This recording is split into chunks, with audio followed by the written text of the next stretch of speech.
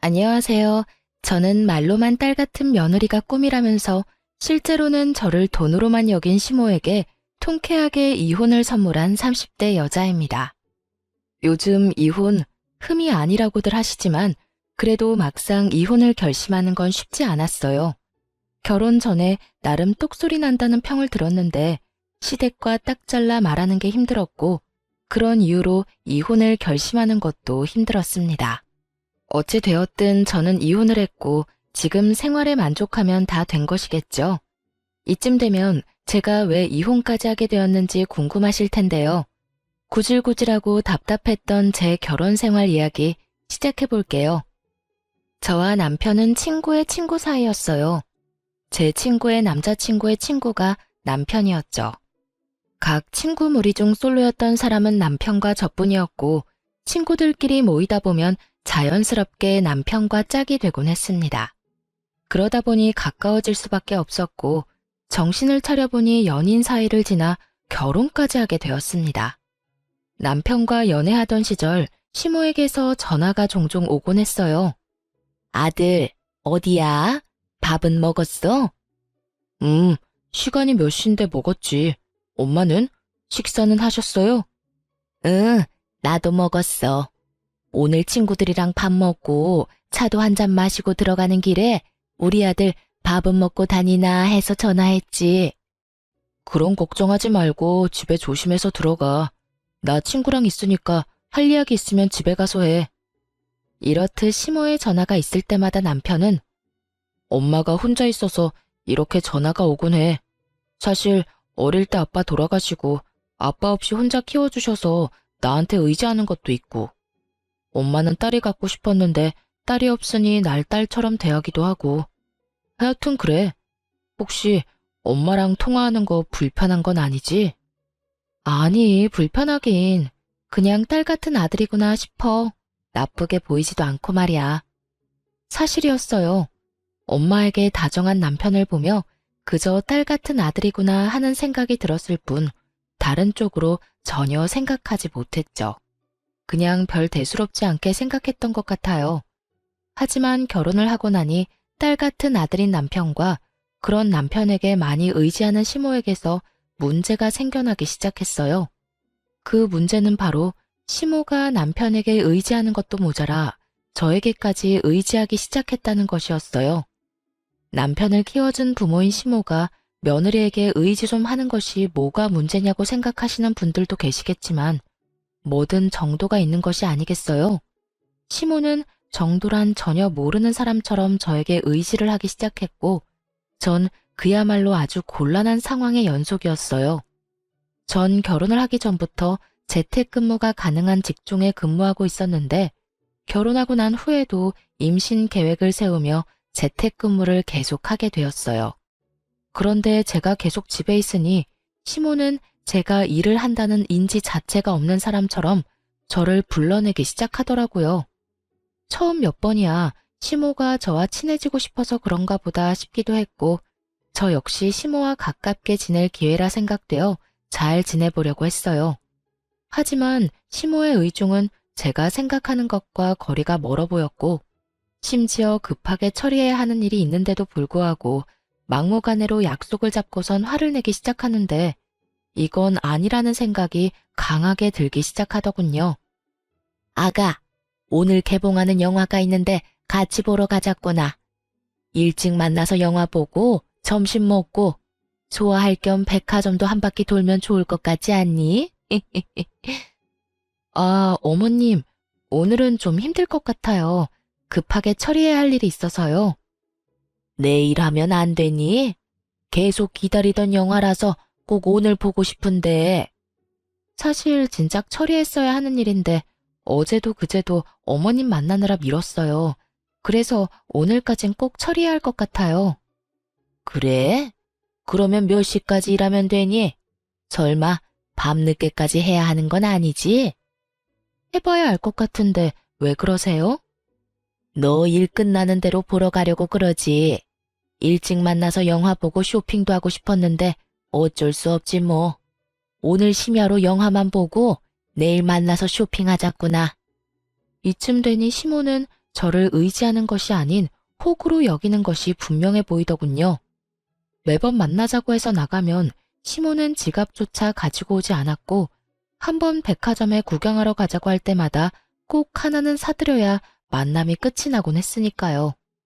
하물며 제 스케줄을 비롯해 제 컨디션은 단 하나도 신경 쓰지 않고 오로지 본인만 생각하는 시모를 보며 이제 더는 끌려다니지 말아야겠다는 생각이 들더군요. 어머님, 아마 일 마무리하면 늦어질 것 같은데 마냥 기다리시는 것도 그렇고 저도 일 끝내고 나면 피곤할 것 같아서 좀 쉬려고요.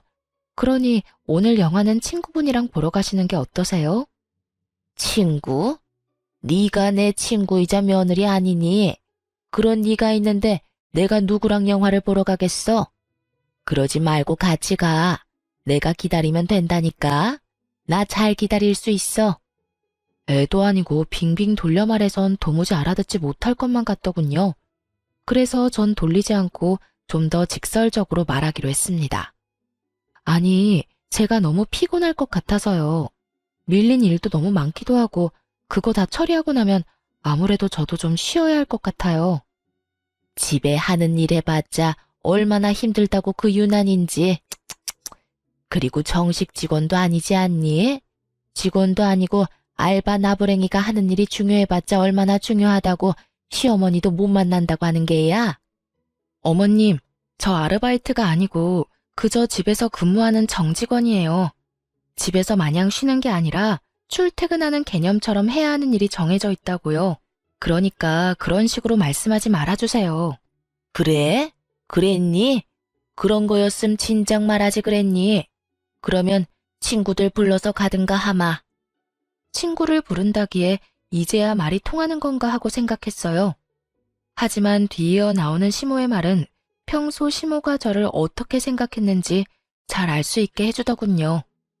그래서 하는 말인데 나 용돈 좀 주려무나. 네?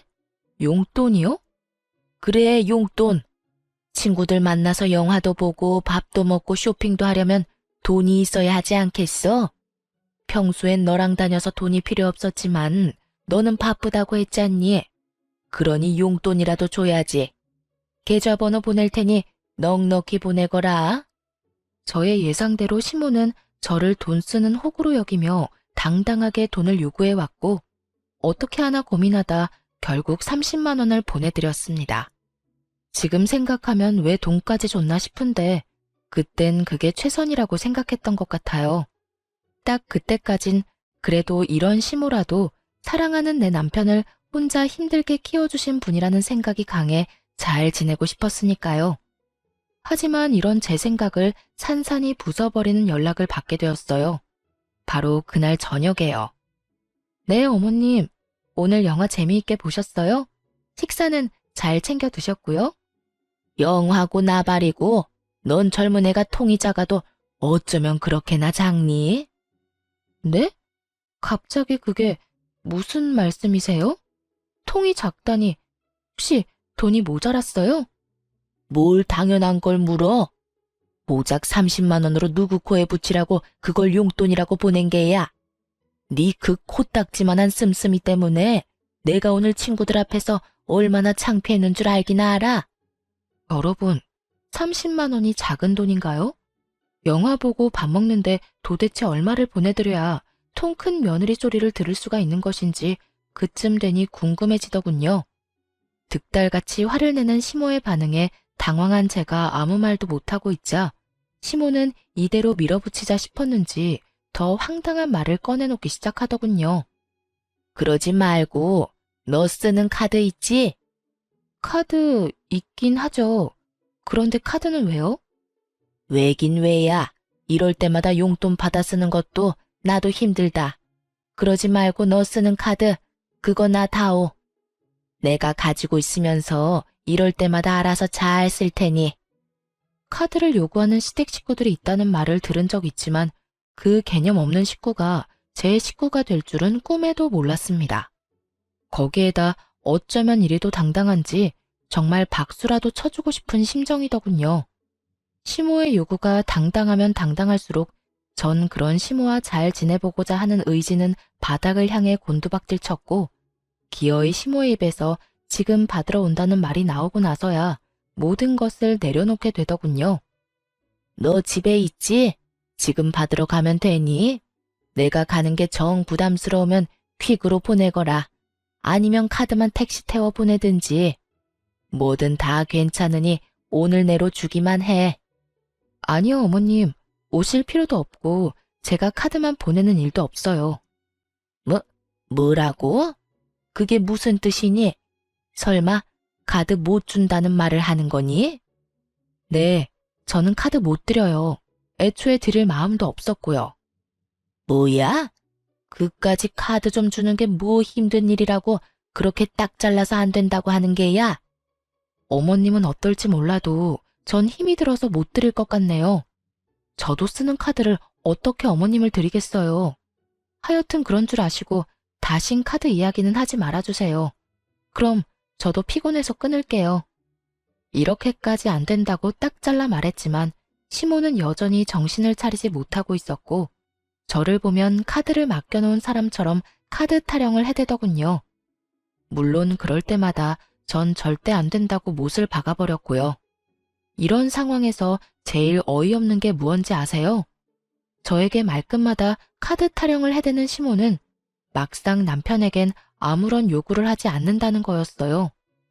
용돈이나 카드 타령을 하기는커녕 준다는 용돈도 마다하고 나서기 일쑤였죠. 엄마, 용돈 이걸로 필요한 거 샀으세요. 아니다, 아니야. 엄마 돈이 있어. 우리 아들이 어떻게 번 돈인데 이걸 엄마가 써. 뒀다가 우리 아들 필요한 데 있으면서 엄마는 정말 괜찮아. 이렇게 말하면서요. 자기 아들 돈은 아깝고 제 돈은 은행에서 돈 뽑아 쓰듯 쉽게 생각하는 시모를 바라보는 제 심정이 어떨지 짐작이 되시나요? 얄미운 것도 얄미웠지만 이해도 되지 않았고 문제도 많아 보였죠.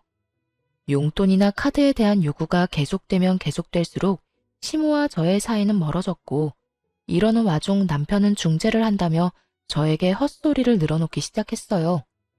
여보, 엄마한테 대충 이야기 들었는데 그냥 카드 좀 드리면 안 돼?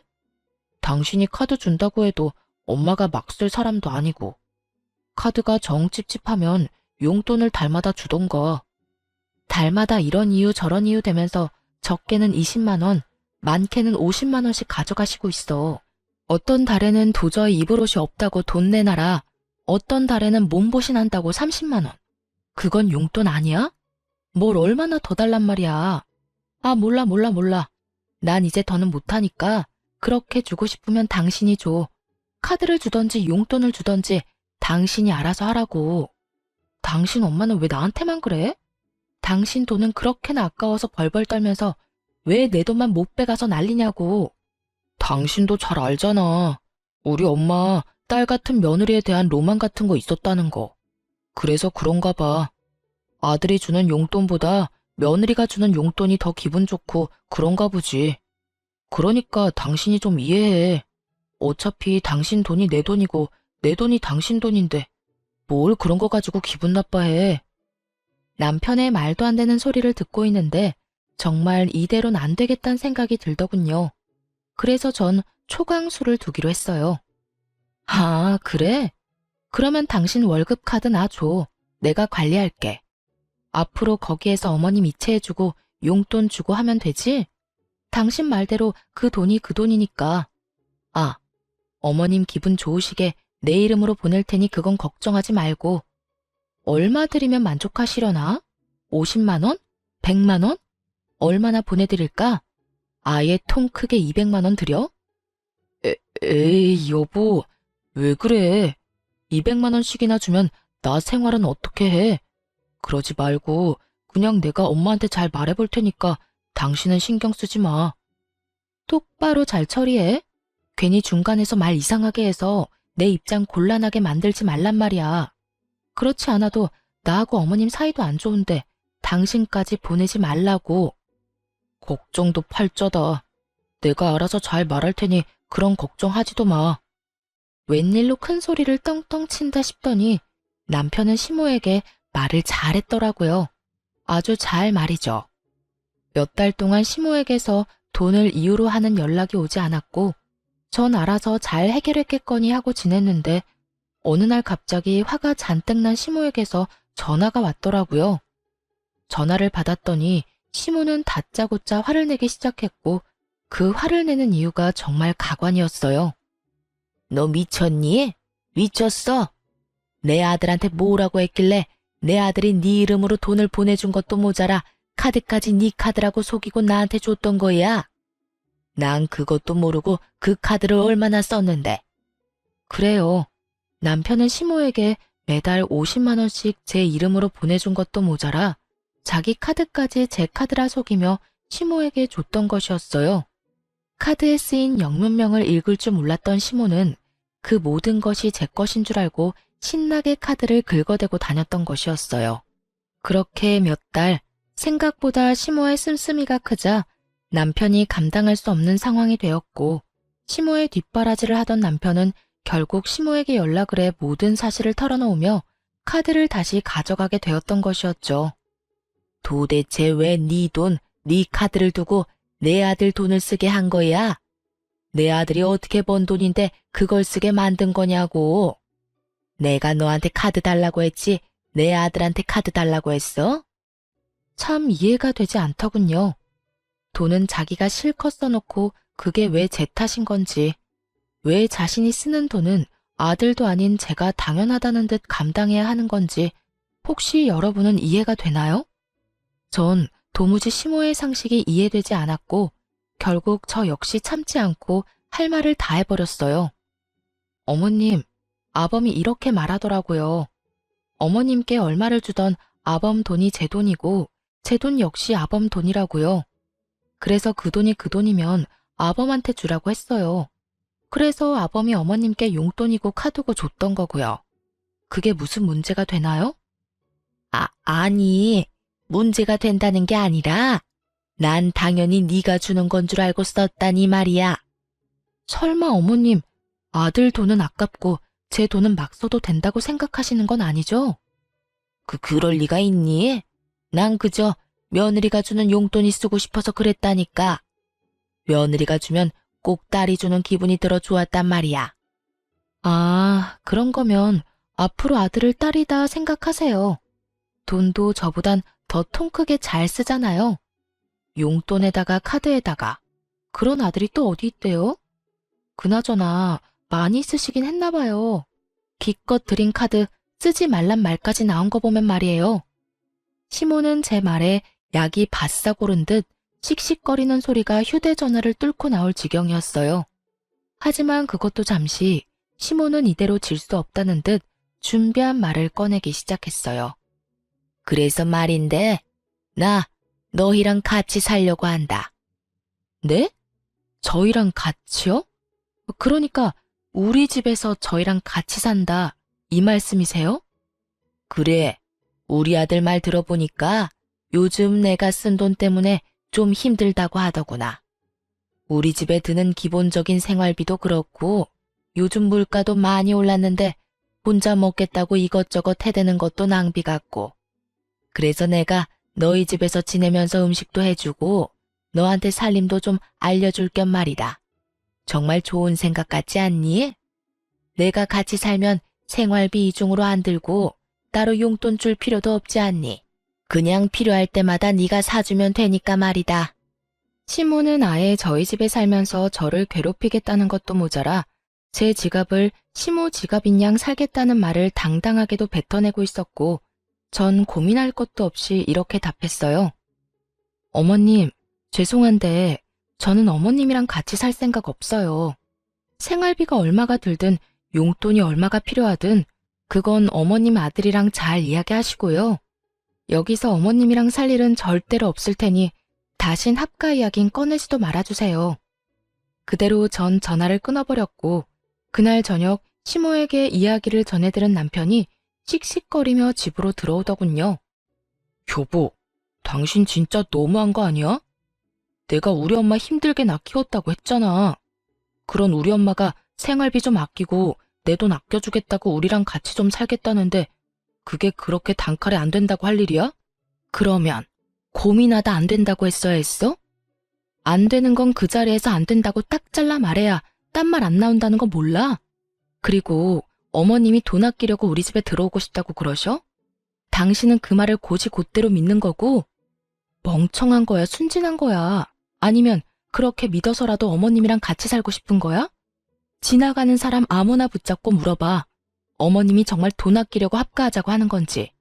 나 골탕 먹이려고 나랑 한 집에 살면서 내 돈을 본인 돈처럼 편히 쓰려고 들어온다는 거잖아. 당신은 왜 그렇게까지 생각하는 건데? 정말로 돈도 아끼고 살림도 도와주시려고 합가하려는 거일 수도 있잖아. 어머님이 직접 말하더라. 자기한테 살림도 좀 배우고 필요한 거마다 내가 다 사줄 테니 용돈도 필요 없다고. 이 말이 무슨 뜻인지 모르겠니? 이래도 내 말이 틀려? 그건 어쨌든 난 우리 엄마 모시고 싶어. 엄마 생활비도 아깝기도 하고 우리 엄마도 우리랑 살고 싶다잖아. 난 무슨 일이 있어도 엄마 모시고 살 거야. 당신이 싫다고 하면 이혼을 해서라도 모시고 살 거라고. 이혼 말을 꺼내고 싶은 사람이 누군데 감히 이혼을 짓거려대는 남편을 보며 정말 오만정이 떨어진다는 말이 무언지 알 것 같더라고요. 알아서 해. 난 절대 어머님 모시고 살 생각 없으니까. 그런 이유로 이혼하고 싶다면 해야지 이혼. 별 수 있겠어? 저 역시 흥분을 한 상태였고 남편 역시 저 못지않은 상태였죠. 저흰 합가와 이혼을 두고 싸우기 시작했고 남편은 생각할 시간을 좀 가지자고 하며 집을 나가버리더군요. 저 역시 흥분을 좀 가라앉힐 필요가 있다고 생각했던지라 남편을 붙잡지 않았어요. 그렇게 며칠이 지났는데도 남편은 집으로 돌아오지 않았고 전 걱정스러운 마음이 들며 시모에게 전화를 걸게 되었어요. 안부를 묻는 겸 남편이 어떻게 지내는지 궁금하기도 했으니까요. 어머님, 잘 지내세요? 나야 뭐, 잘 지낸다. 그나저나 무슨 일이니? 그간 전화도 잘 안 하더니. 왜? 집에 무슨 일이 있니? 우리 아들한테 무슨 일이 있어? 혹시 어디 아프니? 네? 아니요. 그동안 어머님께 전화도 못 드린 것 같고 그때 전화도 그렇게 끄는 게 마음에 걸리기도 해서요. 어머님 잘 지내신다면 됐어요. 또 전화 드릴게요. 끼니 잘 챙겨 드세요. 그래, 너도 네 남편 좀 잘 챙기렴. 기죽이지 말고. 네, 알겠어요. 집을 나간 지 며칠인데 남편은 시댁에 간 것이 아니더군요. 남편을 잘 모르는 사람이라면 부모 걱정시킬까봐 집으로 가지 않았나 보다 하겠지만 남편은 그럴 놈이 전혀 아니었기에 아무래도 꺼림칙한 기분을 저버릴 수가 없었습니다. 시모와의 통화가 끝난 후 전 남편의 퇴근 시간에 맞춰 회사 앞으로 찾아가게 되었고 남편이 어느 젊은 여자와 웃으며 나오는 모습을 보고야 말았죠. 평소라면 그저 회사 동료이겠거니 했겠지만 여러 상황으로 미루어 볼 때 이건 보통 일이 아니란 생각이 들더군요. 그래서 전 두 사람의 뒤를 조용히 밟게 되었고 아니나 다를까 회사에서 멀어진 두 사람은 다정한 연인의 모습을 하고 데이트를 즐기기 시작했어요. 전 그런 두 사람의 모습을 사진으로 남기며 뒤를 쫓았고 한참을 행복한 시간을 보내던 두 사람은 상간녀의 집으로 추정되는 빌라로 들어가더군요. 어쩐지 이혼 이야기가 쉽게도 나온다 싶었는데 그건 홧김이 아닌 믿는 구석이 따로 있었던 진심이었더라고요. 딱 보기에도 20대 초반의 사회 초년생으로 보이는 상간녀를 끼고 있으니 이혼하고 싶어 안달이 났던 것이었죠. 믿을 수 없는 현실과 배신감에 우는 것도 잠시였던 것 같아요. 빠르게 정신을 다잡은 저는 당연히 이혼을 마음먹게 되었고 두 사람의 뒤를 밟으며 찍은 사진들도 증거로 쓰기에 차고 넘치는 상황이었죠. 이제 남은 건 어떻게 복수를 하냐 하는 것이었는데 한참을 고민하며 이혼을 준비 중인 저에게 예상치 못한 짐들이 오기 시작했어요. 그건 바로 시모의 짐이었는데 택배로 한가득 끊임없이 옷박스들이 오기 시작하더라고요. 그렇지 않아도 이혼 준비로 정신이 없는데 이건 또 무슨 짓거리인가 싶어 시모에게 전화를 걸었죠. 어머님, 이게 다 뭐예요? 짐 박스들이 한가득 왔던데요. 아, 그거? 뭐긴 뭐야, 내 짐이지. 나 짐 내놨는데 마침 관심 보이는 사람이 있어서 다음 주쯤이면 다 정리하고 너희 집으로 들어갈 수 있을 것 같구나. 이건 또 무슨 소리인가 싶더군요. 남편 놈은 집 나간 것도 모자라 알고 보니 다른 살림까지 차린 마당에 아무것도 모르는 시모는 저희 집에 살 거라 믿어 의심치 않는 상황이라니. 그것도 저는 단 한 번도 동의한 적 없는 합가를요. 네? 그게 무슨 말씀이세요? 저는 합가 싫다고 했잖아요. 저는 어머님 못 모시고 산다니까요. 아니, 이제 모시고 살 이유도 없다고요. 다 됐고 일단 이 짐부터 다 가지고 가세요. 싹 다 버려버리기 전에 다 가지고 가시라고요. 네가 그렇게 말하면 내가 겁먹을지 아니? 일단 집부터 정리하고 오갈 데 없다고 하면 내 아들이 나 길바닥에서 살게 할 것 같니? 우리 아들이 어떤 아들인데 무조건 나 모신다고 할 거다. 우리 아들한테 말하면 오늘 당장이라도 집으로 오라고 할 게 뻔하지만 내가 너 생각해서 일주일 시간 주는 거야. 내가 보낸 짐 정리도 좀 하고 네 마음도 정리 좀 하라고 말이다. 정말 이유 없는 이혼 없다더니 이 정도면 이혼을 하고도 남을 상황 아닌가요? 다짜고짜 합가를 하겠다니 참 대단하다 싶었어요. 시모는 본인 할 말은 다 끝났다는 듯 전화를 끊어버렸고 이렇게까지 나와주는데 저 역시 복수는 피할 수 없는 운명이다 싶더군요. 이 꼴을 당하고도 그저 조용히 이혼해주면 그거야말로 바보 멍청이 호구 아니겠어요? 전 시모의 짐을 고스란히 잘 가지고 있다가 시모가 말한 일주일이 되는 날에 그 짐을 상간녀의 집으로 보내버렸어요. 그리고 시모에게 연락을 했죠. 어머님, 준비는 다 하셨어요? 준비라고 할 게 있니? 짐은 진작 너희 집으로 보냈고 나머지 정리도 그간 다 했었지. 그렇지 않아도 지금 나가려는 참이었다. 집에 있지? 짐 정리는 다 해놨니? 난 안방 쓰면 되지. 방은 집부터 보시고 결정하세요. 제가 어머님이랑 아범이랑 같이 살 수 있는 새로운 집 구했어요.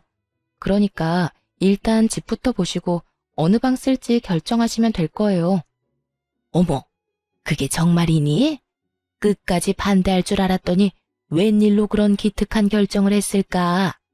드디어 정신 차렸구나. 그래, 시댁 식구하고 척지고 지내봤자 너만 손해야. 그러니까 앞으로 잘해. 내가 한평생 너희하고 붙어 살겠니? 적당히 살다가 알아서 나갈 테니 같이 사는 동안 잘 하려무나. 아, 네. 그럴 거예요, 아마. 아무튼 주소는 문자로 보내드릴 테니 지금 출발하시면 돼요. 시모는 신난 어린아이처럼 들뜬 목소리로 답하더니 전화를 끊어버렸고 저는 시모와 전화를 끊자마자 상간녀의 집 근처로 가서 시모를 기다렸어요. 얼마나 기다렸을까요? 시모가 택시에서 내리더니 빌라로 들어서더군요. 이내 많이 당황한 듯 허겁지겁 뛰어내려오는 시모의 뒤로 옷을 입다만 남편놈과 상간녀가 내려오더라고요. 엄마, 잠시만, 내 이야기 좀 들어봐. 나중에 이야기해. 지금은 이 엄마가 너무 놀라서 그래. 아니, 엄마, 잠시만. 여긴 어떻게 알고 온 거야? 누가 알려줬어? 그리고 저 짐들은 또 뭐고? 네 마누라가 나랑 같이 살 집 구해놨다고 택시 불러줘서 왔어. 내가 너희 집으로 보낸 짐도 곧 이리로 온다고 했다고. 그런데 여기에 네가 웬 여자랑 그러고 있으니 이 어미가 얼마나 놀랐겠어? 집사람이? 그럼 집사람이 여길 알고 있단 말이야? 아니, 내가 바람 피운다는 걸 다 알고 있었단 말이야? 그렇겠지. 그러니까 여기로 날 보냈겠지. 이 녀석아, 아무리 네 마누라가 싫다고 해도 바람을 피우면 어쩌자는 거야. 그것도 저렇게 어린 여자랑. 엄마, 어려도 그 여자보다 생각이 깊다고. 내가 그 여자한테 엄마 모시자고 하니까 절대 안 된다고 난리를 쳤는데 수진이는 당연히 모셔야지 뭘 그렇게 당연한 소리를 묻냐고 하더라니까. 그게 정말이야? 그럼. 수진아, 네가 말해봐. 너 우리 엄마 모시고 살 수 있다고 했지? 그럼요, 어머님. 저는 오빠가 그 여자랑 헤어지고 저한테 와주기만 하면 뭐든 할 수 있어요. 그리고 남편 부모님은 제 부모님과 마찬가지인데 모시고 사는 게 뭐예요? 그냥 같이 사는 거죠. 그렇지 않나요, 어머님? 상간녀의 말에 시모의 입이 귀에 걸리는 것이 멀리서도 한눈에 보이더군요. 세 사람은 이내 화기애애한 분위기에서 뒤늦은 통성명을 하는가 싶더니 이내 제 욕을 해대기 시작하더군요. 그나저나 그년 때문에 엄마가 얼마나 놀랐는 줄 아니? 그냥 상황 설명을 해주면 되지 왜 그런 거짓말을 하고 그런데? 내가 뭐 내 아들 바람났다고 하면 우리 수진이 머리채라도 뜯어줄 거라 생각했는가 보지? 그러니까 그 여자가 그렇게 독하고 영악한 구석이 있다니까. 내가 괜히 조광지 쳐버리고 수진이랑 살림 차리고 살고 있었겠어? 엄마 못 모신다고 눈알 뒤집고 나한테 따지고 드는데 아주 오만정이 다 떨어졌어. 어머님, 저도 오빠한테 이야기 들어보니까 그 여자랑 오빠랑 계속 살았다간 부모와 자식 간에 영 끊어지는 건 물론이고 오빠 기도 못 펴고 살 것 같더라니까요. 이야기 듣는 내내 불쌍해서 혼났어요. 그래? 그년이 내 아들 길을 죽였단 말이야? 내 인연을 그냥 내 눈앞에 있었으면 내가 그 머리털을 다 뽑아뒀을 텐데. 그렇게 애타게 보고 싶어하는 시모 앞으로 걸어갔고 저를 발견한 세 사람은 놀란 것도 잠시 의기양양한 표정으로 팔짱까지 끼고 저를 바라보더군요. 내 인연, 네가 우리 아들 길을 그렇게나 죽여댔다며? 어디 여자가 하늘 같은 남편 길을 죽이고 난리야? 네 친정에선 그렇게 가르치더니? 그럼 어머님은 아들한테 조광지 쳐버리고 바람이나 피우고 다니라고 가르쳤어요? 아님 보고 배운 건가? 혹시 돌아가신 아버님이 바람기가 있었나요? 그렇지 않고서야 어쩜 저렇게 당당하게도 바람을 쳐 피울 수가 있는 건지 도무지 제 상식으론 이해가 안 돼서요. 네가 감히 누구 앞에서 그딴 말을 짓거리는 게야? 안 되겠다. 너 당장 이혼하거라. 내가 그간의 정을 생각해서 너 이혼녀만큼은 만들지 않으려고 했는데 너 하는 꼴을 보니 도무지 안 되겠구나. 아, 그러니까 지금 저는 내쫓고 새로운 며느리 받아서 알콩달콩 잘 살겠다. 이 뜻인가요? 그래. 너와는 달리 우리 수진이는 날 모시고 산다고 하더라. 아니, 같이 사는 거라고 하는구나. 나이는 어려도 너보다 생각 깊은 게 네 눈에도 보이지 않니? 어찌되었든 조용히 이혼하거라. 뭐 소송이니 위자료니 시끄럽게 굴지 말고. 시모가 편을 들어주자 상간녀는 본인이 나서도 되는 자리라고 생각했는지 말을 치고 나오더군요. 어머님 말씀이 옳아요. 저기요, 언니. 제가 이야기 다 들었는데 언니도 뭐 잘한 거 하나 없던데. 그냥 조용히 이혼하세요. 어차피 증거도 변변치 않을 거라 소송해봤자 소용도 없을 텐데. 괜한 시간 낭비 마시라고요. 뭐 이대로 물러나주면 오빠가 위로금으로 한 500만 원은 줄 수 있다고 하던데. 그 돈이라도 받아서 떨어지라고요. 누굴 거지로 보는 건지 돈 500만 원에 조용히 물러서라는 말을 듣는데 정말 손이 벌벌 떨리더라고요. 전 떨리는 손을 들어 그대로 상간녀의 뺨을 때려버렸고 그런 상간녀의 앞을 남편이 막아서더군요. 당신 미쳤어? 지금 누굴 때리는 거야? 제정신이야? 너 같으면 제정신이겠어? 누굴 거지로 하나? 돈 500만 원 먹고 떨어지라고? 터진 입이라고 함부로 짓거리니까 얻어맞는 거야. 알겠어? 그리고 너는 지금 누굴 앞을 막아서는 거야? 사태 파악 똑바로 못하지? 나 사태 파악 똑바로 하고 있어. 그러니까 우리 수진이 괴롭히지 마. 우리 수진이는 독한 당신과는 달리 우리 엄마한테도 잘한다고 하고 우리 엄마 모시고 산다고까지 했다고. 나 그런 수진이 사랑해. 나 이제 당신 같은 여자 안 사랑하고 수진이 사랑한다고. 남은 여생은 수진이랑 엄마하고 살고 싶어. 이혼하자. 당당하다 못해 치기 넘쳐 보이는 남편놈을 보는데 왜 제가 여기서 이런 수모를 겪고 있어야 하나 현타가 오더군요. 그래서 전 제 앞을 막아선 남편의 뺨을 힘껏 때려버리곤 이렇게 말했어요. 그래, 이혼해. 방금 따귀는 마지막 내 선물이니 평생 살면서 기억해라. 그리고 증거 없으니 소송하지 말라고 했지? 그런데 어떻게 하지? 나는 증거가 차고 넘쳐서 그 소송 할 계획인데. 이미 변호사 선임도 끝난 상태고 곧 소송도 진행될 거야. 그러니까 세 사람 준비 잘해. 그때 돼서 울고불고 매달리지 말고 말이야. 아 참, 그리고 지금 사는 집은 내 집이니까 당신 짐 다 빼야 하는 건 알지? 내가 당신 번거로울까봐 어머님 짐 보내는 김에 당신 짐도 다 챙겨서 오기 전에 이리로 보냈어. 곧 올 테니까 짐 정리 잘해. 이삿짐 비용은 내가 낼 필요 없을 것 같아서 결제 안 했으니까 결제도 알아서 하고. 전 그대로 집으로 돌아왔고 그 후로 진행된 이혼 절차는 이혼 후 벌어질 상황에 비해선 순조로웠어요. 증거는 많았고 많은 만큼 확실했죠. 그동안 시모가 보낸 수많은 문자들, 대부분 돈을 요구하고 합가를 강요하는 문자 내용들, 거기에다 하찮은 협박까지 그것뿐인가요? 전화녹음 파일 등도 증거로 쓰이며 시모 역시 위자료 지급을 피할 수 없었고 상간녀는 말하면 입 아픈 수순으로 위자료를 지급하게 되었습니다. 그렇게 이혼을 하고 난 후 이혼 사실이 전 남편의 회사에 퍼지며 상간녀와의 외도 역시 소문이 파다하게 퍼졌다고 하더라고요. 그간 티를 얼마나 내고 다녔으면 다들 그럴 줄 알았다며 놀라지도 않았다고 해요. 그 소문이 직원 내뿐 아니라 회사 윗선까지 퍼져 상간녀가 먼저 회사를 그만둔 후 결국 전 남편까지 손가락질을 견디지 못하고 회사를 그만두게 되었다고 들을 수 있었어요.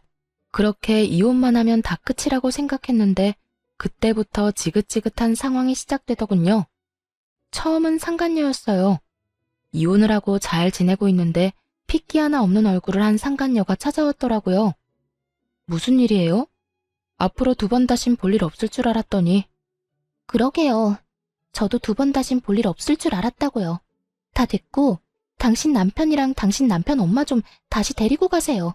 난 도저히 더는 그딴 인간들이랑 못 살겠다고요. 인간 취급은 해주려고 했더니 도저히 안 되겠네. 야, 여기가 어디라고 찾아와서 그딴 말도 안 되는 말이나 짓거리는 거야? 좋다고 뺏어갈 때는 언제고 이제 와서 뭐? 다시 데리고 가라고? 내가 미쳤니? 그 혹을 다시 가지고 오게? 그러지 말고 내가 이렇게 빌 테니까 제발 좀 데리고 가줘요.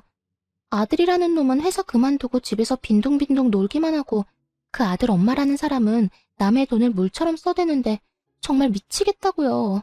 기껏 모은 돈 위자료로 쓰고 두 사람 사치하는 데 쓰고 이러다간 정말 거지는커녕 빚쟁이 되기 1분 직전이라고요.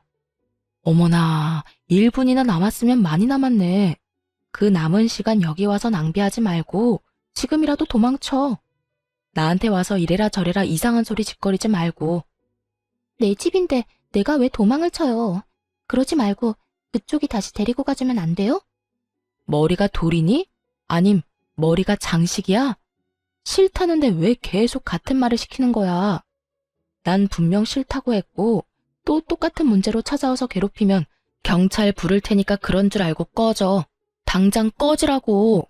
전 소리를 질러버렸고 그럼에도 상간녀가 돌아가지 않아 굵은 소금을 가지고 와 머리 위로 죄다 쏟아부어 버렸어요. 그렇게까지 당한 상간녀는 다신 찾아오지 않았고 두 번째는 전 남편의 차례였죠. 전 남편은 전화였는데 다 죽어가는 목소리를 한 전 남편은 제가 전화를 받자마자 울고불고 하며 매달리기 시작하더군요. 여보, 잘 지내? 난 못 지내. 나 당신이 너무 보고 싶고 당신이랑 함께하던 그 시절이 너무 그리워서 죽을 것만 같아. 왜? 그 집에서 결국 쫓겨났니? 그렇게 사랑한다고 난리더니 그 사랑도 별 수가 없었나 봐. 그래서 다 쫓겨나고 거지꼴 되고 나니 내 생각이 났어? 그래서 이렇게 울면서 나한테 전화한 거니? 쫓겨난 게 아니라 내 발로 나온 거야. 당신이 너무 그립고 당신이 너무 보고 싶어서. 그년 그렇게 효녀인 척은 혼자 다 하더니 알고 보니 진짜 계산적이고 이기적인 년이었더라고. 그래서 깨닫게 됐어. 세상에 당신 같은 여자 또 없다는 거 말이야. 그래서 말인데 앞으로 내가 정말 잘할 테니까 우리 다시 재결합하면 안 될까? 난 당신만 있으면 다시 시작할 수 있을 것 같아. 가정도 잘 지키고 취업도 성공하고. 그러니까 제발 우리 함께했던 세월을 생각해서라도 한 번만 나 받아줘. 내가 정말 잘할게. 너 같으면 그게 되겠니? 되겠어? 나 이제 너 안 사랑해, 아니? 사랑은 둘째 치고 밉지도 않아. 무슨 감정이 남아야 밉기라도 하지. 그러니까 똥 싸는 소리 하지 말고 2번 다시 연락하지 마. 너랑 전화통 붙잡고 있는 시간도 아까우니까. 저는 그대로 전화를 끊어버리곤 전 남편의 전화를 차단해버렸어요. 혹시 몰라 전 시모의 전화도 차단해버렸고요. 그렇게 끝일 거라 생각했는데 끝이 아니더라고요. 네, 맞습니다. 끝판대장 시모의 등장이 저를 기다리고 있더군요. 다 차단을 해버리고 난 후 며칠이나 지났을까요? 거짓골을 한 시모가 회사 앞에 기다리고 있더라고요. 며칠을 씻지 못한 것인지 머리에 기름기가 흘렀고 이상한 냄새까지 풍기고 있었어요. 여기까진 무슨 일이세요? 아가야, 나 좀 살려다오. 아가라니요. 저 이혼한 거 잊었어요? 남의 회사 앞에서 이러지 말고 할 말 있으면 빨리 하세요. 저 피곤해요. 그래, 그래야지. 피곤한 사람 붙잡고 길게 이야기하면 안 되지. 그러니까 말이다. 아가, 나 좀 데리고 살아주면 안 되겠니? 이건 또 무슨 염치도 양심도 없는 말인가 싶었어요. 전 남편만이라도 데리고 살아달라도 아니고 전 시모를 데리고 살아달라니. 네? 제가 지금 잘못 들은 것 같은데, 그러니까 아줌마를 데리고 살아달라고요? 이제 나랑 아무런 상관도 없는 아줌마를요? 아줌마라니. 그래도 내가 한땐 네 시험이었는데 아줌마는 너무 심하지 않니? 아니다, 아줌마. 맞지, 그래. 그깟 호칭이 뭐가 중요하겠니? 다 됐고, 네가 똑바로 들은 게 맞아. 나 좀 데리고 살아주면 안 되겠니? 글쎄, 나 그 집에서 쫓겨났단다. 그나마 집 한 돈은 가지고 있었는데 글쎄 아들이 사업이라도 해보겠다고 하더니 그 돈을 도박으로 다 날렸다지 뭐야. 그게 어떤 돈인데. 그래서 집에서 쫓겨나고 원수 같은 아들놈마저 날 버리고 내가 오갈 데가 없어. 이러면서 대성통곡을 하기 시작하는데 기가 막혀 말도 안 나오더라고요. 얼마 남지 않은 부모 노후 자금 가지고 도박을 해 다 날려버린 남편놈은 전 시모를 버리고 도망을 가버렸고 그런 것도 아들이라고 이러지도 저러지도 못하고 거짓골로 지내다 저에게까지 찾아온 전 시모라니. 아무리 복수를 꿈꾸긴 했었지만 이렇게까지 망가진 걸 바란 것은 아니었는데 참 안타깝기도 불쌍하기도 했어요. 그렇다고 제가 책임질 정도의 감정은 아니었고요. 한참을 대성통곡을 해대던 시모는 힐끔 제 눈치를 살피며 제 손을 잡으려고 했고 전 그런 시모의 손을 쳐내며 이렇게 말했습니다. 이제 할 만큼 다 했어요. 사연팔이도 다 했고 불쌍한 척도 그 정도면 연기대상급이었고 눈물도 좀 뺐으니 할 만큼 다 한 것 같은데 더 할 게 남았나요? 사연팔이? 너 무슨 말을 그렇게나 심하게 하니? 아무리 네가 나한테 감정이 좋지 않다고 해도 내가 한때는 네 시험이었는데 그렇게까지 말하는 건 좀 아니지 않니? 한때는 절 죽어라 괴롭혔던 시어머니였으니까 이렇게까지 하는 거예요. 아직 그걸 모른다니 참 유감이네요. 뭐라고? 내가 널 언제 죽어라 괴롭혔다고 그러니? 모른다니 그것 역시 유감이네요. 하여튼 전 아줌마랑 같이 살 생각 전혀 없고요. 땡전 한 푼 도울 생각은 더더욱 없으니까 다신 찾아오지도 찾지도 마세요. 그러게 있을 때 좀 잘하지 그랬어요? 나한테 아줌마가 조금이라도 다정하게 대해줬으면 그간의 정을 생각해서라도 찜질방 비용 정도는 줬을 텐데요. 제 말에 약이 오를 대로 오른 시모는 태세를 바꿔 제 머리채라도 잡아보고자 저에게 달려들더군요.